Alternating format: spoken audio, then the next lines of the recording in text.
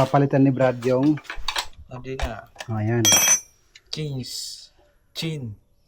papalitan ng chin. Mga English ang mga banat pero da.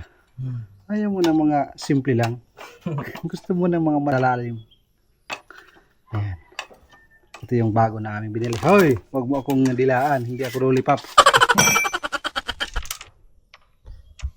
Lilipap. Kasi yung mga kahoy, katulad yan, katulad yan. Puputulin natin. Yung ating Bermuda, pakita ko sa inyo. Ilang araw na ngayon, Brad? Ilang araw simulan tinanim yung Bermuda? Lunes. O yan, green na. Yung batch 1. Mayroon pang mga batch yung naalaman yung partner ko nag-green na. Nung unang araw, dismayado ako kasi ang kulay ay ganito. Yung parang bulok. Ayan, ganyan yung kulay. Ayun. Ganun daw yan, pagbago pa lang. Pero ngayon, nag-green na. Ayan, green. Kahit dito lang sa unahan, sa pinakalabi ng ating triangle farmhouse, yung Bermuda, kahit doon ay Carabao grass na. Doon banda. At least dito, maganda ang itsura. Ayan, ipagpapatuloy ko yung pagkakating ng yero para magkaroon ng itsura.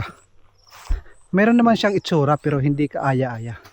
Dahil nga, yung yero na ating ginamit sa unahan, ang tawag dito sa amin ay pinakapatuka. Ayan.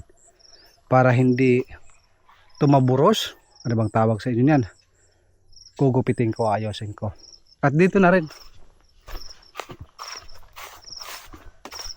Ayan. Tatabasin natin para kaaya-ayang tingnan. Kasi mamayang hapon, hindi ako makakapunta dito sa Triangle Farmhouse, dito sa ating mga alaga dahil mayroong imbitasyon. Ikasiyam na tapos. Mama ng aking father-in-law sa papa ng aking asawa. Yung kanyang mama, ikasiyam na edit anniversary. Kaya si Brad yung nandito sa ating mini farm. Ayan. Paano mo ginawa, Brad? Ang daming dumi Ito yung dito lumalabas yung langis. Ayan. Habang umiikot, may langis. Pag walang langis, yung kadina na sisira. Yan yung tumutulong ng ayan. Paano, Brad? Paano? Parang ahas. Kailangan ito. Kailangan kargahan ng use oil. Kahit anong use oil, masasakit. Pag pang fried oil. Hindi pwede. Ano lang, kung makina. Use oil. Ito, anong tawag na ito? Ilang taon na yan, Brad, sa'yo? Ano pa? Bata pa? Bata. Mga 6 months. 6 months pala. Batang bata. Bihira ko lang itong ginamit. Kasi Dinala ni Brad dito sa ating mini farm. Makakatulong daw.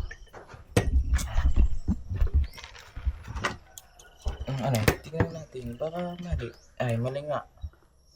Pagka Yung tulis. Yung tulis pa, ganun. Hindi pa ganun. pabaliktad.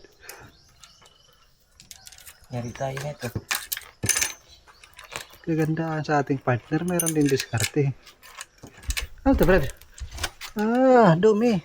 Dumi rin yan. Kapal Tinisan yan. Yan ang papagbagal sa pag-ikot ng mundo. kadena.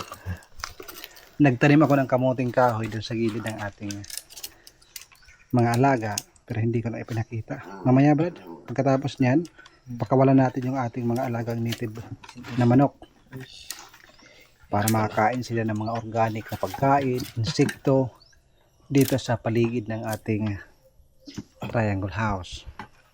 Napansin ko kasi hindi na sila mailap at lumalapit na palagi sa atin, kaya hindi na yan lalayo.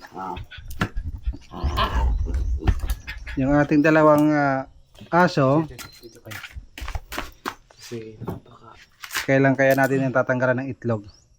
Mas maganda kasi kung kakapunin para mabait at hindi na aalis dito sa ating triangle farmhouse. Kasi pag naglandi yan, hindi yan makapon, nako, Nasa ibang bahay po yan. Doon sa may mga babaeng aso. Doon yan na palagi. Dahil parang tao din yan. Parang yung nanonood din yan kung saan yung chicks nandoon. Napausi. Brad Ano? Kailan kayo kakapunin? Pakain ko sa baboy yung itlog nyo. Kinain nyo yung itlog ng baboy. Palit na naman sila.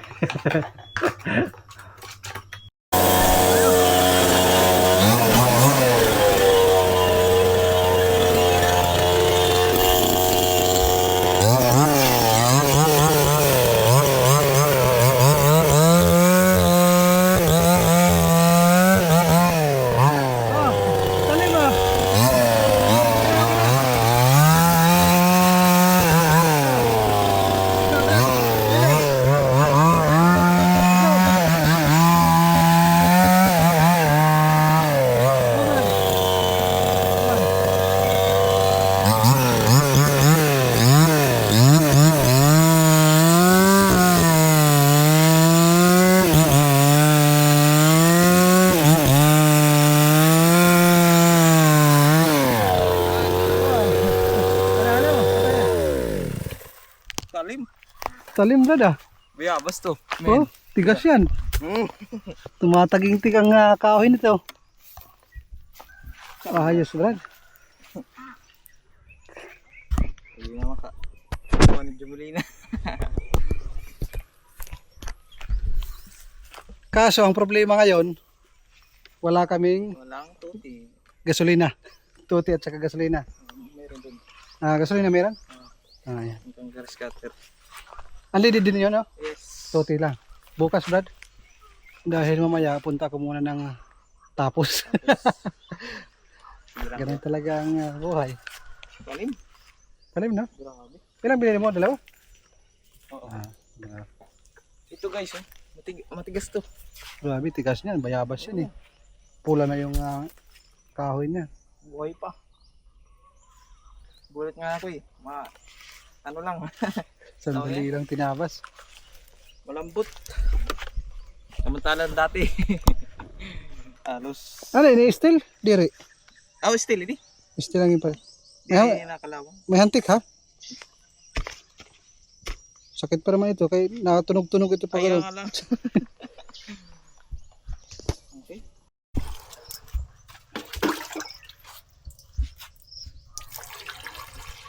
Mag-i-spray tayo ngayon ng herbicide mga kaparmos. Dahil mayroon pa tayo natira na grass zero. Yun po yung ating inuubos. Dahil naaasar ako dun sa kugon. Pag nag-grass cutter tayo, after how many days, mabilis sumibol yung kugon. Siguradong hindi na ito makakatubo pag ito yung ating ginamit.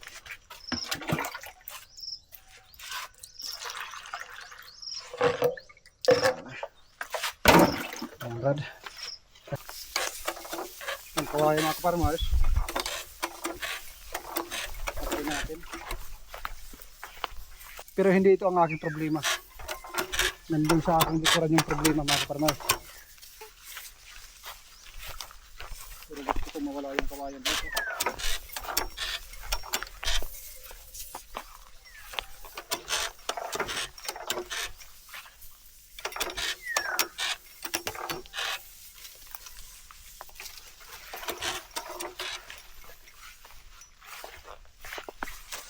Ito yung kugon mga kaparmers. Ito yung number 1 na aking kalaban. Kita nyo? Kagagrass cutter lang yan pero yan na naman.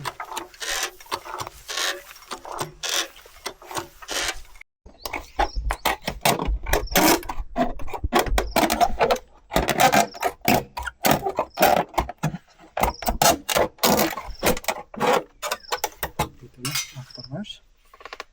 Ito yung ating cover ng ating pinakalutuan. Para hindi masunog itong ating kahoy, mayroong yero dito sa pinakalikuran.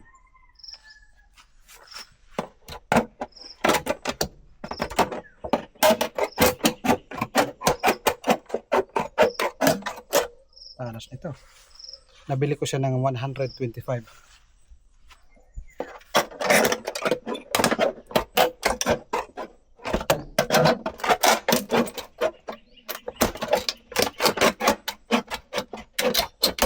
Pero mas matalas yung yero. Kita nyo naman, nandiyan pa yung lamat kahapon. Talas talaga yung yero.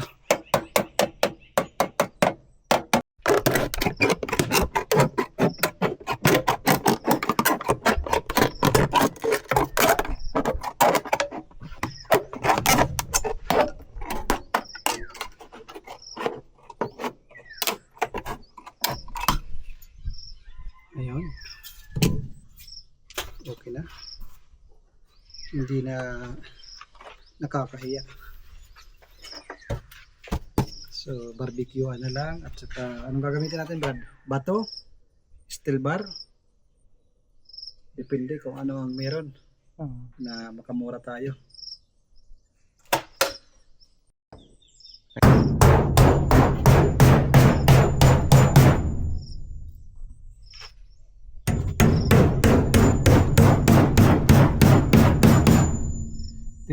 Tigdadalawang raisang.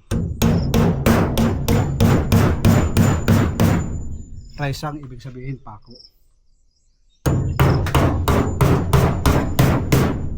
Ito po ay lock mga kaparmers. Para hindi dali-daling pumunta doon. Pumunta dito. Ayan, padlock po yan. Alam nyo mga kaparmers, yung bahay namin, nung nagyulanda, lahat may ganito. Hindi nakadali yung Yolanda. Umiyak yung Yolanda. Kaso yung bubong nawala.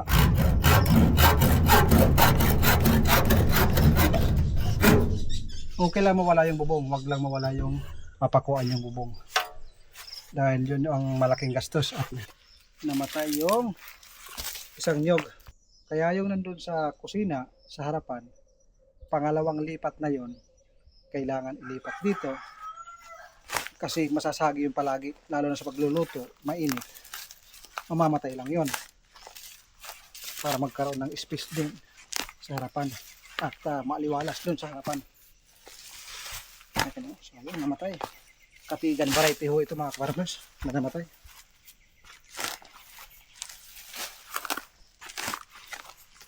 Lambot ng lupa oh. Buhag-hag. Maganda sana to dahil partner dito sa harapan ng ating triangle house, the same distance.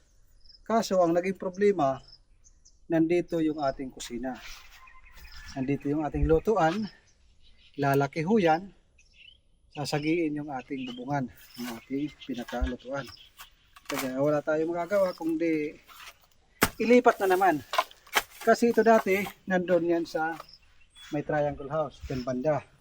Nilipat ko lang. Kasi nasa kasaan nang ginawa tayo ng triangle house. Ngayon, dito na naman. Magre-reklamo na to. So, na hindi mamamatay para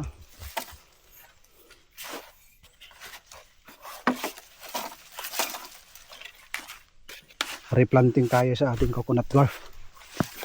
Yan na. Pwede nang ano. Birahin mo, Brad. Birahin mo doon. Yun. Huwag mo lang tatanggalin yung kanyang mga lupa. Yan. Walang bahala sa pala. Pero dahan-dahan kasi may hantik. Binahayan ng hantik sa ilalim. Favorite nila, no? May bantay din. Huwag mo lang ilalaglag yung mga damo, lupa para siguradong buhay na buhay.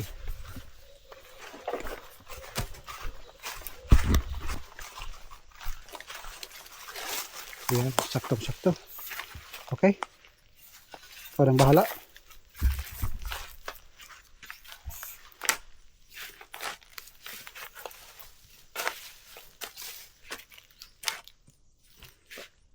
Oh, Bakit? Ano meron? lubi. Ito sumisingaw. Kala ko naman. Ano lang. Nilaliman ko ng konti para maganda yung kapit sa lupa ng puno ng ating nyog. Kasi ang kalaban dito sa atin bagyo. Magbe-bermans na naman. Sana hindi mapuruhan ng bagyo yung Leyte. At kahit saan sa ating bansa, sana hindi bagyo ng malakas. Palaging tumba yung mga pananim natin. Merong kailangan ilipat dito, pero sa susunod na araw. Dito, iwan ko bakit ganito yung pagtatanim nila. Noong mga panahon kasi na nandun ako sa abroad, meron akong binayaran na magtatanim. Ito, coconut dwarf. Ito yung luma, yung native lang mga ka-farmers. Merong itong palatandaan sa coconut dwarf. Meron kasi itong isang parang balahibo dito banda. Pag bagong sibol, dito sa may gitna, meron yang parang isang balahibo na nakausli. Ito kasi yung mas maliit. Alam ko, ito yung coconut dwarf. Kailangan ilipat yan. Yung isa, baka may mga patay doon natin ililipat. Lahat yan nakapaikot, coconut dwarf. Pero yung talagang nasa gilid lahat, kadalasan mga native na nyug yan. Sinadya yan hanggang doon. Kaya sabay-sabay yan mamumunga. Sabay-sabay lalaki yan. Ito mga ka-farmers, kailangan na maitanim lahat. Ayan.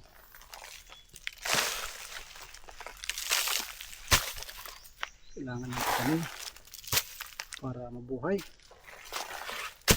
Mga 5 buwan. Sigurado parang ano yan, plaza dyan. Malinis. Green na green.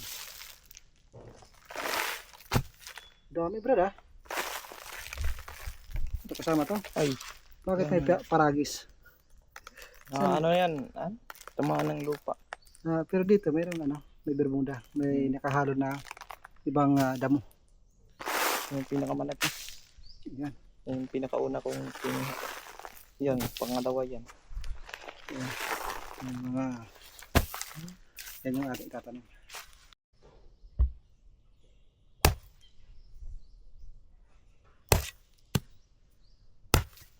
Ayan. Hati-hatiin para dumami.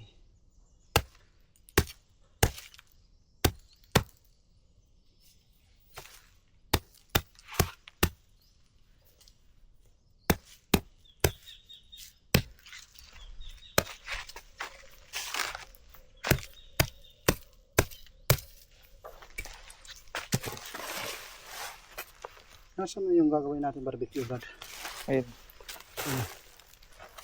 Yan mga kaparmas, sarap nito. Sino ba nakakain nito? Nakapunta na ng Thailand. Wag. Meron pa naman tayong kinakain. Ika muna. So, Brad, tanim tayo para mayroon tayong magandang lugar sa susunod. Magandang spot. Ayan na mga kaparmas, simula na yung pagtatanim. Ayan, mula dito sa bungan ng CR, sa gilid ng triangle house, papunta dito sa may kusina. Ayan. Pero dito hindi pa, dahil dyan medyo malalim. Tatakpan natin yan.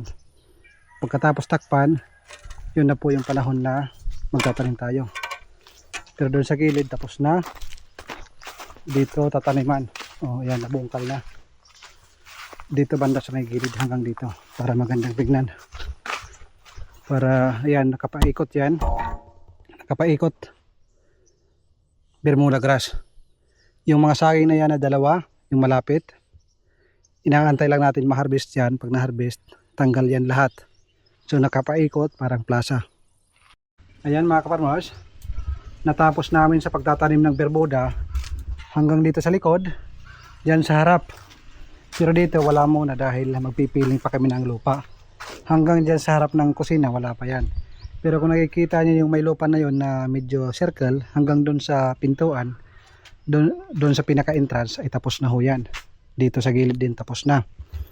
Ang aking plano mga kaparmers, ito yung ating daanan. Papakita ko sa inyo. Ito yung ating daanan. Base sa mga matatanda, hindi daw yan maganda. Hindi naman ako 100% naniniwala dyan. Yung aking hinahabol talaga yung design ng ating landscape. Since nandito yung entrance, ang mangyayari, hindi natin itutumbok sa triangle house yung pintuan. Kasi may mga kasabihan, pag ang daanan daw, diretso sa iyong bahay o pintuan, posibleng mayroong mga engkanto, nakakatok, dadaan, pero hindi ako naniniwala dyan. Pero okay lang. Mas maganda na yung maging aware tayo. Ayaw ko yung tumbok kaagad yung triangle house. Ang gusto ko, lilihis. So ang magiging tanim na bermuda at greens ng ating pinaka-plaza sa harapan, medyo na-carve siya, ganyan. Tapos yung daanan mula dito sa entrance, magka-carve siya papunta dito. Dadaan sa gilid ng ating kusina, papunta doon sa ating triangle house. So itong part na ito, plaza hanggang doon. Tapos nandun yung ating mga alaga. Yun po yung aming napagdesisyonan ng aking partner dito. Ayan, tapos na kami magtanim ng bermuda grass. Sakto na yun mga kaparmers. Kunting panahon na lang, gaganda na ito. At umandar na yung chinso ni Brad. Yung mga maliliit na kahoy, ganyang puno, puputulin namin yan. Oo. Kahit paunti-unti mga kaparmers, meron tayong improvement. Yung mga kawayan na yan, papatapon ko kay Brad mamayang hapon pagkatapos ng lunch break, mga alas 2:30 pabalik siya dito. Jigger, nandun si Brad sa tindahan, uutang na naman ng tang. Ayaw na namin ng royal at saka soft drinks. Tang, kasi dalawa na kami, isang ice, isang tang. Diba, Jigger? Nako, lalaki nyo na. Dinala ko kayo dito, wala pa kayong pamuang-muang. Ngayon, marunong ka na kayong mag-away. Ito ka na pag-isip ko.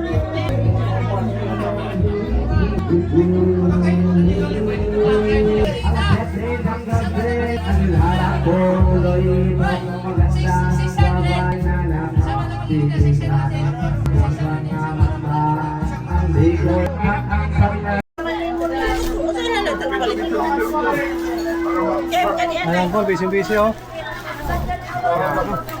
Yan ang buhay sa probinsya. Dapat ko, udlo na o, dapat ko may lamisa. Video para may memories. Niyan. Mamaya, niyan. Bawal. Ade pa may masakit. Bawal naman pag-ilan.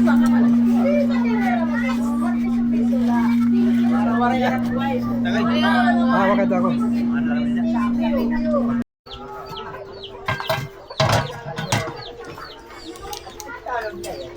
Ay, ito. Karabaw. Ay, dumalagan. Solid. Ano na? Ayayaan.